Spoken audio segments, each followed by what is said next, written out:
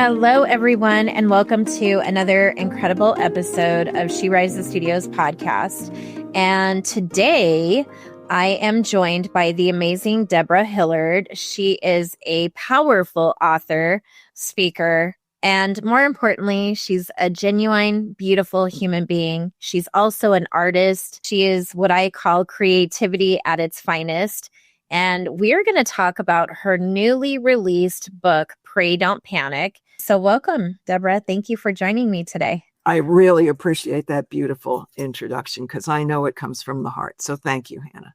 Thank you for coming in and spending some time. We're going to chat today. You do a lot of different things. It's hard to put all of the different facets of what you do into an intro. I think we should just take it step by step. And, my first question to you is, let's do a little deeper dive into who Deborah is today.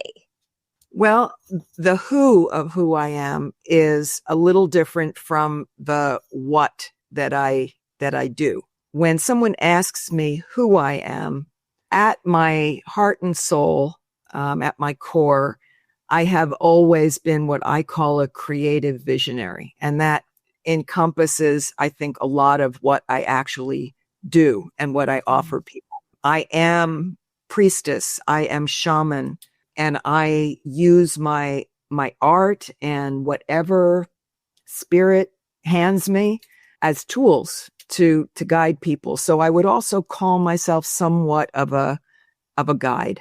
I would say that is very accurate, just because I've gotten to spend a lot of time with you and really get to know you and see all the different things that you do. Definitely creativity at its finest, for sure. You have recently been spending a lot of time writing, a lot. But you most recently have written and co-authored a book called Pray Don't Panic. And I was just hoping you could share with our listeners why you said yes to writing in that book. What was the reason? Well, I think, in short, having been raised in a family where fear sort of permeated, the energy around me, I grew up as a very anxious child. Fear was just kind of in my cells. And what I realized getting older was that fear, the basic fear, was all the same. And it was this fear of being dismissed, of having no value, in the book, I write about my fear of aging, but what I realized was that it wasn't really about aging. It was about not being valued. And in our culture, women, especially as we age, seem to be valued less and less. When you don't look a certain way, when you can't produce children, when things aren't the way our culture tends to look at as valuable, then we are overlooked. And so when this book was presented to me right away, I knew that given the way I live my life, I can't live by fear anymore. I don't. I've sort of X'd that out of my vocabulary and my energy field, but I know that a lot of people still live that way. And I wanted to share my experience. When you were writing your chapter, how easy was it for you to really hone in and share the transparency of your journey? Or how hard was it? Because I know when I write, a lot of times it becomes a therapy session without even realizing it. And Pray Don't Panic is a very intimate book. Yeah, I agree. Writing for me is very much, it's like creating a painting or any other piece of art. I allow spirit to use me as a vessel. So writing comes naturally to me when I have something I feel is of value to share. Mm-hmm. It's not writing for the sake of writing. Mm-hmm. Now, I have volumes and volumes of journals. I've been journaling since I was a teenager. And given that I'm in my 7th decade, that's a lot of journals. Like you, writing has been a therapeutic practice for me. But when I write now, it's more about, I would say, tuning into what needs to come through, not just for me, but for others. So with this book, I can't say it was very difficult. Once I honed in on what I wanted to share, I just kind of opened the channels and I let it come through. So, what do you think when you are writing? What is your goal for the reader? Especially with this book and this particular chapter, what was your hope for the person who picked the book up and read it? Primarily, I want to offer people a new perspective, some other way of seeing their own life, their own situation, and possibly, in this instance, maybe there are other people who have the same fear. Mm-hmm. For me, in particular, with this chapter, given that I was able to hone in on what that fear actually was, like what was underneath it, Mm-hmm. it was really a fear of aging. And I know that a lot of people, a lot of women especially, have that fear. Mm. And so I wanted to offer another perspective that maybe it wasn't age itself. Maybe it was something deeper underneath that. I think that reading your chapter and just knowing you, I could see where you would have thought some of that thought of the fear of age. I think a lot of times, a lot of us in the book are in season 2 in life, right? And life looks different. The perspective of life looks different. You actually identified a lot of fears that women think about. We're supposed to look a certain way. We're supposed to be a certain way. We're supposed to have children. We're supposed to have all these different things. But really what I think we're supposed to do is love ourselves first and foremost, and really know that no matter what we can or can't do, we're still worthy. The things that we can't do don't define our worth, and the things we can do don't define our worth. And that's kind of what my takeaway was when reading yours and some of the other contributors to the book, and also really honing in and saying, like, look, you have 2 choices. You can pray or you can panic, but you really can't do both together. So which aspect, which side of the fence are you going to do? And so you do other things too that you find therapeutic in your art. Now, I happen to be the proud recipient of one of those beautiful art pieces, and I was hoping you could kind of share with the listeners what that's about, where that came from. And I think it's just amazing. You get this cozy, beautiful art piece. I'm not going to say what it is you are, but just picture me wrapped in that, reading the book, Pray Don't Panic. You can imagine the beauty in all of that. Yeah. Well, just hearing you say that makes me kind of emotional, because the way I live my life and the way I create is a prayer. Mm-hmm. When I send a piece of my work out into the world, it is a prayer.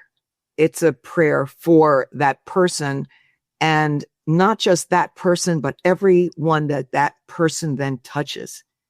It's a way of me spreading spirit throughout the world. The piece that you're speaking of is called a soul rapture. And I do something called soul portraits, which can be done either on canvas, or yours happens to be on a piece of fabric. And the beauty of doing them the way I did it for you is that it engages your senses in a way that I find, and you can tell me your experience with your piece, that when you feel it on your body, your cells begin to resonate with the energy in that piece and feel you feel yourself in a different way.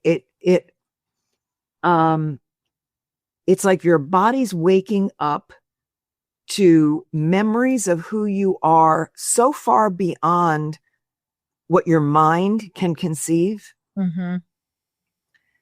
I had a woman in my studio recently. I mean, this is just one of those examples. I can't explain how this works, but she walked around, tried on a few different things, and she gravitated towards a piece and put it on and just started sharing things with me. And she says, I don't know what it is, but just having this on, suddenly I feel more like myself. I haven't talked about this in ages. It was like, I don't know how it happens, but it does. And I've stopped questioning. Yeah. I don't have the words. So my art is a spiritual practice. When I write, when I create anything, it is a spiritual practice, and it is my way of sharing the gifts that Spirit has given me. We're all here with certain unique gifts. And honestly, it's taken me 70 plus years to hone in on how I'm supposed to be using mine. And this is not something I would have necessarily imagined myself doing in my younger years. Mm-hmm. It just took a lot of work to get here. That's why I always say season 2, I think, is so much different than season 1 of life, because we have more experience, we have more wisdom, we have more emotion. Like, there's way more perspective, way more creativity. Like, there's all these different things, but in describing the art and the piece that you made for me personally, I got to walk through the process with you, and it's a very thought-provoking process. The questions that you ask are not normal day-to-day questions a person would, and it's to get a deeper understanding of the piece that you're going to create for the person. And I thought it was a very beautiful process, because it's not prying. It's more of you gaining understanding. And like you're saying, you're following the guide. And I know for me, my piece was spot on. In fact, it's so spot on that even my grandson, and I think I shared this with you, fights with me for that blanket. And so the funny thing is I shared with you, I love Stevie Nicks, and we had a conversation about that and the connection to my mom. Now, my grandson is 8 years old, and he loves Stevie Nicks too. And so, like, there's so many different things. So, like, when you're describing that woman who's in your studio, she gravitates towards something. She doesn't know why, but it feels, I witnessed it with my grandson with that piece. And I thought, wow, and it's hard to capture those things, unless they're experiencing it. It's kind of hard to describe in this session. So I guess what I'm getting to is, for the listeners of this podcast, you should all connect with her and see the creativity, not only in the writing aspect, but the creativity in the art that she does, because it is absolutely beautiful. It is freeing. It's comforting. It's peaceful. And I think anyone who got their hands on it and would just be as fortunate as I have been with it. So now, you've participated in several co-authored books. Yes. But you took the plunge. And now you have a solo book coming out. Yeah. And I know we don't want to leak too much, but can you give our listeners a little bit of background on what that book is going to be about? Yes. If I can narrow it down. Okay.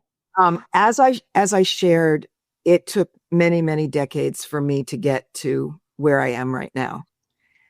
And looking back over, and it's been 70 plus years, I'm more in my third phase, I would say.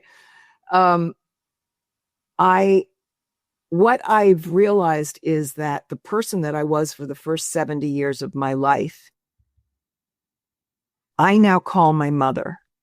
Mm-hmm. She is the person who did all the work, sacrificed, and managed to survive so that I could live the life that I am now. Mm-hmm. I did experience her death in a sacred ceremony that I did. And the book is a chronicle of those 7 decades, culminating in that ceremony. But it tells her story, and I speak her, my mother, her story through her art, her poetry, and her prose. It's kind of a back and forth between me speaking and her speaking. And, I'm sitting in my studio right now surrounded by her paintings. Mm. And I realized that when I went to write the book, that her paintings, you talk about journaling, they are a visual journal. They were Spirit's way of guiding her through this process of remembering the truth of who she was. Mm. Each one, another piece, another soul portrait, another breadcrumb to follow. And so the book is filled with images of her paintings, her poetry, and writing. It's an unusual book, something that you can open at any page and glean value from. So it's not necessarily chronological, but it does give you a lot of history into the who, the why, and the journey. It's called Remembering Myself, A Journey Through the Threads of Time. So I'm editing it now.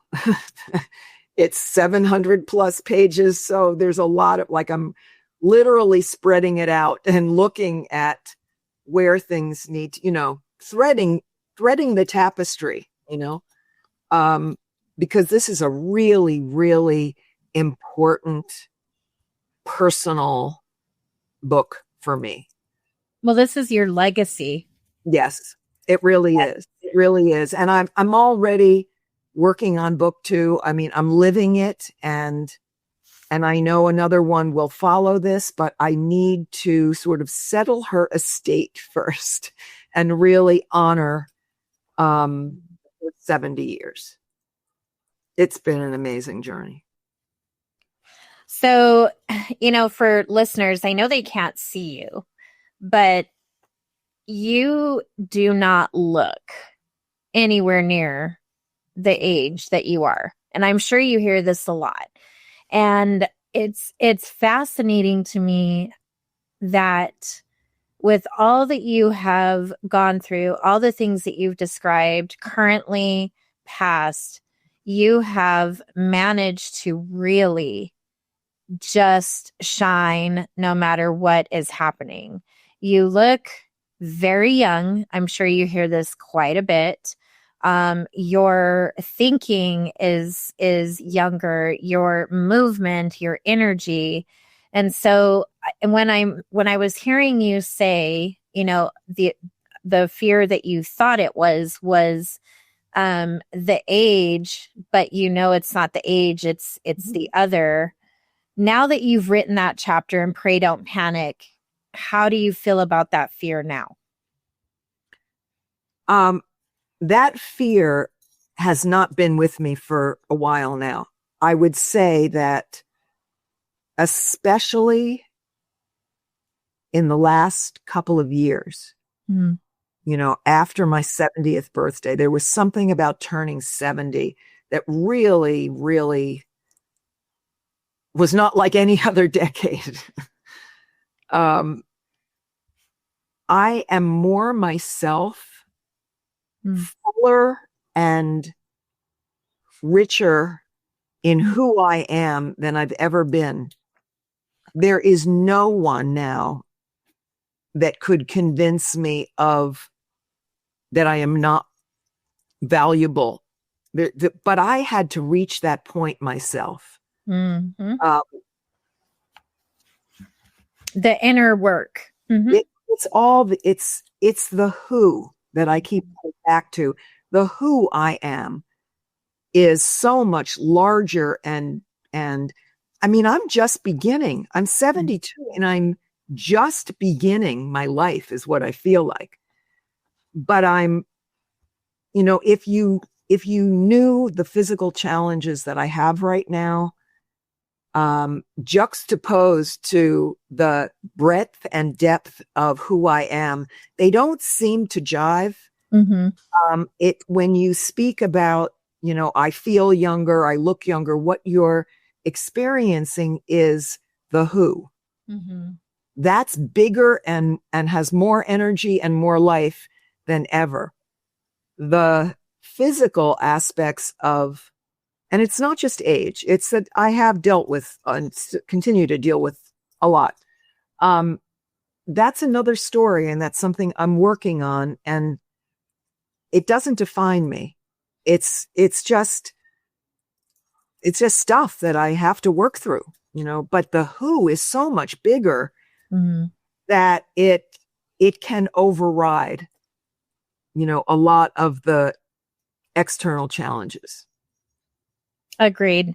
I think you're quite the force. Oh, I appreciate that coming from you, Hannah, because I see you the same way.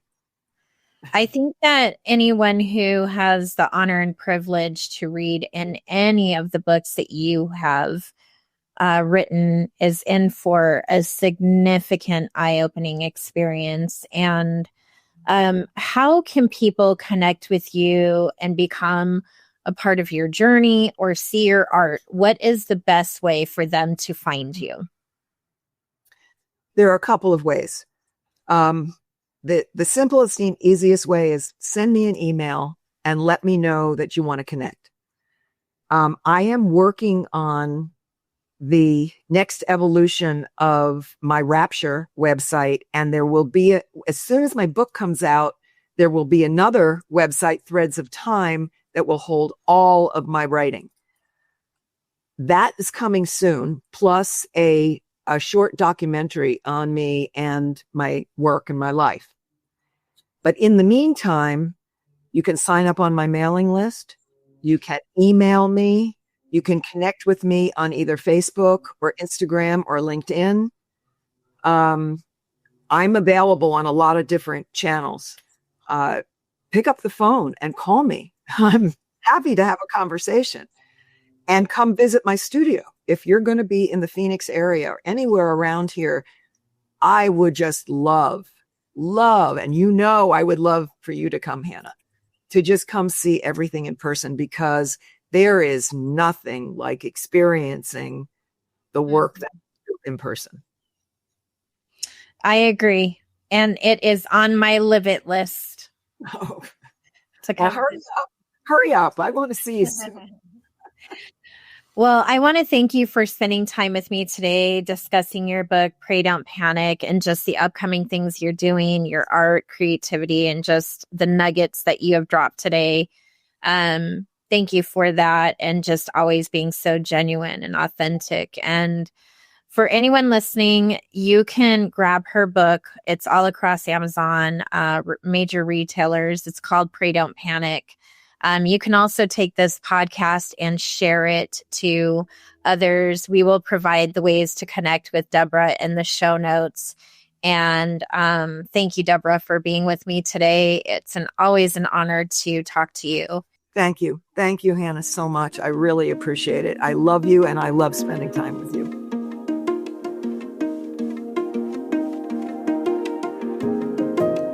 Thank you all so much for joining another episode of She Rises Studios podcast. Please follow us online at She Rises Studios. You can also visit our website at www.sherisesstudios.com.